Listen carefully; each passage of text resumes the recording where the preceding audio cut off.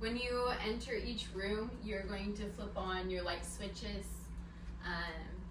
Obviously, if your cords aren't pulled, please pull them. Make sure everything is working properly. You're going to walk to your lamps as well, turn them on, make sure they are functioning. At this point, I turn the fan off and I grab my duster. In your cleaning supply bag, you will have this handy extendable duster pull.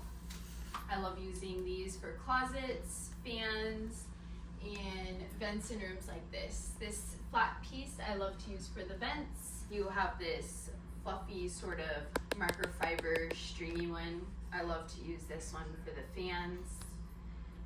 You grab your step stool from your cleaning closet, or you can use your pull, and you just dust the top of your fan. You're going to do this before you undress your bed. So this is right when you walk into the room. So when you clean the properties and you do use your dusters, they are all removable. So you're gonna bring these back to the warehouse and they're gonna be washed so you can set up your cleaning bag for the next property.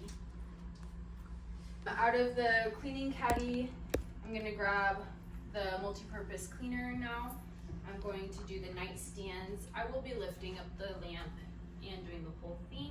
And I will be also doing the lamp if they are able to be wiped. Fabric shades, if they have any stains, I address it the same as any other upholstery. I'm going to start with just warm water on a rag, wipe it.